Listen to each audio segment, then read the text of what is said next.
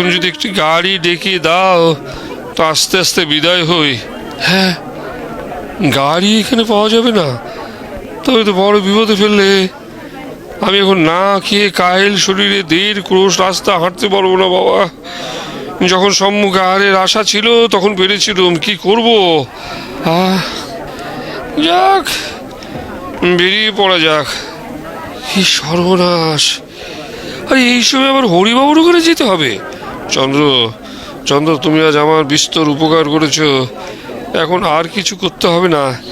এই ভদ্রলোকের ছেলেটিকে বুঝিয়ে দাও যে আমি উদয়বাবু নই, আমি আহিরিটোলার অক্ষয় বাবু। ও তোমার কথা বিশ্বাস করবে না, সেজন্য ওকে আমি বেশি দোষ দিতে পারিনি। বোধহয় তোমাকেও অনেক দিন থেকে চিনি। যা হোক বাবু, আর ঝগড়া করবার সামর্থ্য নেই। আস্তে আস্তে হরিবাবুর ওখানেই যাওয়া যাক। হ্যাঁ বাবু, শোনো, যেরকম অবস্থা দেখছো, পথে যদি একটা কিছু ঘটে, ওই দাহ করবার ব্যয়টা তোমার স্কন্ধে পড়বে। আগে থাকতে বলে রাখলাম কিন্তু। চন্দ্র, আরে তুমি আবার হাত বাড়াও কেন হে? আরে ও চন্দ্রকান্ত, কি ব্যাপারটা কি? হ্যাঁ, তোমাদের কল্যাণে যেরকম সস্তায় আজ নেমন্তন্ন খেয়ে গেলুম, বহুকাল আমার আর খিদে থাকবে না রে বাপ। আরো কি চাই বাপ চন্দ্রকান্ত?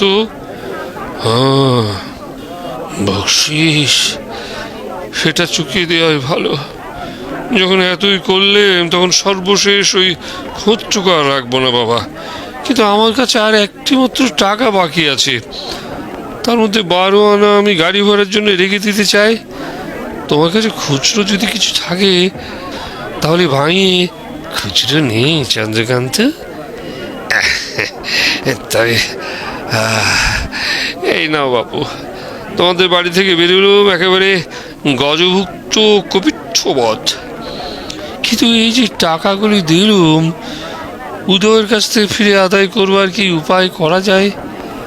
একটা দামি জিনিস যদি কিছু পাওয়া যায় তো আটক করে রাখি। দামি জিনিসের মধ্যে তো দেখছি ওই চন্দ্রকান্ত, কিন্তু যেরকম দেখলো ওকে সংগ্রহ করা আমার কর্ম নয়। আমাকে উনি ট্যাঁকে গুঁজিয়ে নিতে পারে। এই তো ঠিক হয়েছে, চিন্তিও দিব্যি। হ্যাঁ, তাহলে ঘড়ি শুদ্ধ এটি দখল করা যাক। গিয়ে চন্দ্র, এত ব্যস্ত কেন? হ্যাঁ, পুলিশ, পুলিশ আসছে, আমাকে পালাতে হবে কেন? কি দুষ্কর্ম করেছি আমি? কেবল একটা ভদ্রলোকের নেমন্ত্রণ রক্ষা করতে এসেছি, তার যা শাস্তি যথেষ্ট হয়েছে। তাই তো, সত্যিই তো দেখছি। হরি বাবরি, চন্দ্রকান্ত কোথায় গেল? হরিবাবুর সেই লোকটিকেও যে দেখছি নে, সবাই পালিয়েছে। দেখো বাবু, দেখো, গায়ে হাত দিও না বলছি, ভালো হবে না। আমি ভদ্রলোক, চোর নই, জালিয়াত নই।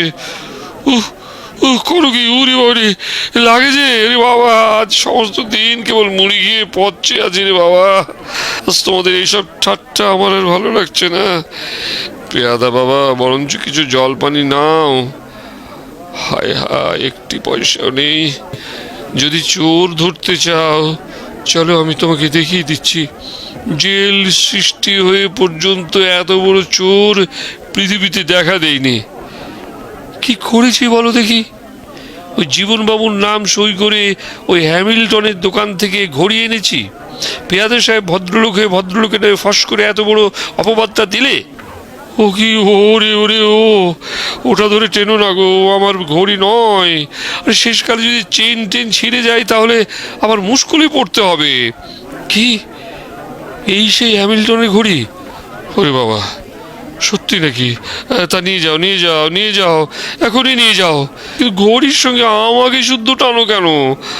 আমি তো সোনার চেন নই রে বাপ, আমি সোনার অক্ষয় বটে, কিন্তু সে কেবল বাপ মায়ের কাছে। তা নিতান্ত যদি না ছাড়তে পারো তো চলো বাবা। বাবা, বাবা রে, আমাকে সবাই ভালোবাসে, আজ তার বিস্তর পরিচয় পেয়েছি। এখন তোমার ওই ম্যাজিস্ট্রেটের ভালোবাসা কোনো মতে এড়াতে পারলে যাত্রা থেকে রক্ষা পায়।